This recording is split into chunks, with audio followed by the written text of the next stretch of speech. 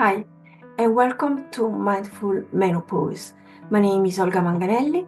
I'm expert in menopause, clinical sexologist, counselor, and mindfulness facilitator. I organize mindfulness-based stress reductions group for a better personal and social quality of life. For further information and requests, please send me an email to info@olgamanganelli.com. Today we're going to talk about perimenopause, but what perimenopause means. Perimenopause is a normal phase in a woman's life, and it precedes the menopause. So don't be confused about the premenopause and perimenopause definition, because premenopause is that time of life in a woman that starts with the first period and ends with menopause. The perimenopause, we can define it like a bridge in between the premenopause and the menopause. The perimenopause also ends with the menopause. So what's happened during the perimenopause? The female hormones, so the estrogen, progesterone, and the androgens hormones, begins to decline. We also have the testosterone as a hormone, even if the quantity is much less than in male.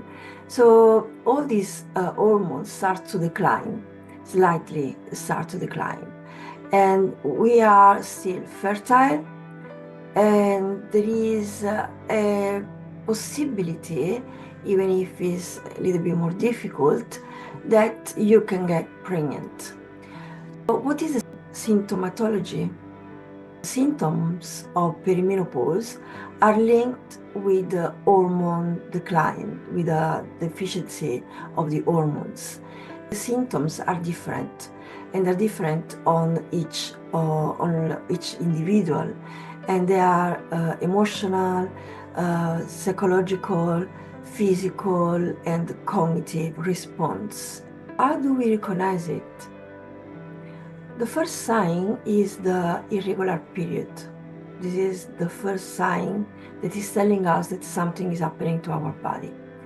It's possible that we start having hot flashes, and just notice when it happens. Maybe it happens when you are going through a difficult time, a discussion, you need to take a decision, you become a little bit anxious, you cannot regulate your reaction, and so you feel that something is happening. You get a little bit hot, warm, and this is the hot flash. This is called hot flash.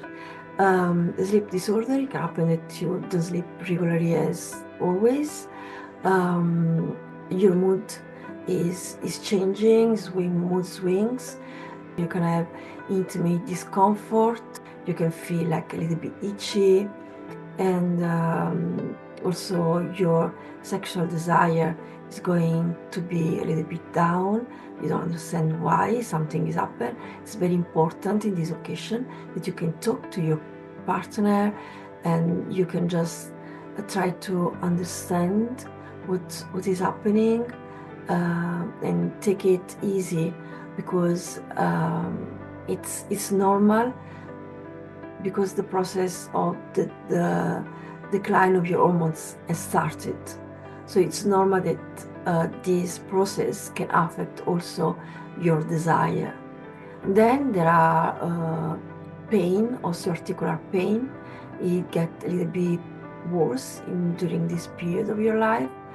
And at the end, what we can do when we recognize that all these symptoms are coming, and it's like for us something strange, because we are not accustomed to have all these symptoms all at once.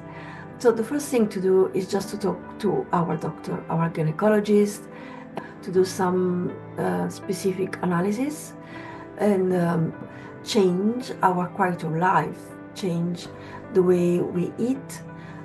So just remove from our diet processed food, stop smoking as well as drinking. Let's smoke a little bit more, do more exercise, even if you have problem because you cannot move properly. You can do it by being sitting on your chair, Pilates on the chair, yoga on the chair.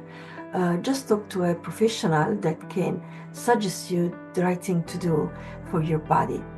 And at the end, what we can do is just to accept this new phase of life without fighting it.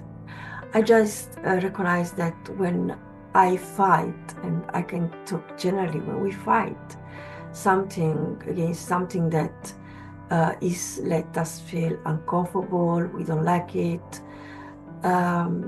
we feel worse. The stress goes up, we become more anxious.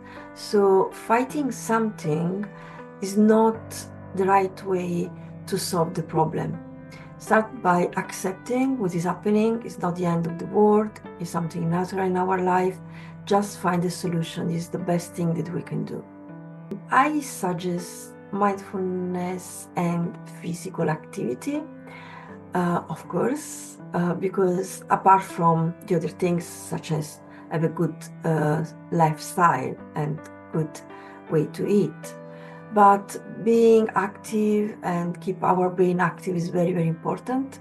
Mindfulness and physical activities bring benefit to our body and our brain because they act on the limbic system, which governs emotions and affections, and also it controls, for example, our level of anxiety or also of stress. That's all about perimenopause. I already posted some videos and meditation for women in menopause. There is a webinar. It is in Italian, but there are subtitles in English, which describe step by step what happened during this process from the perimenopause to the menopause, post-menopause. Basically, we have a few stages before menopause, and then the post-menopause, which is the end of this long process, which starts in our 40s, or maybe a little bit before. It depends if we have had some surgery or we have used some drug, we have under some therapies, medical therapies. It's a very interesting phase of our life because everything is new. So we are looking at this phase as with the eyes of a child and learning step by step something more about ourselves and our body. After this video, I will post a video on menopause. So I will give you more information about menopause. And after this, I will post a video about a meditation, a guided meditation, which will be on thought and emotions. Stay tuned. Follow my guided meditation, which will be the 20th of February at 9 o'clock. Subscribe to my YouTube channel for a Mindful Menopause and to follow my guided meditation. For individual or group meetings, contact me to info@olgamanganelli.com. Leave a comment if you like this video. Thank you so much and see you next time.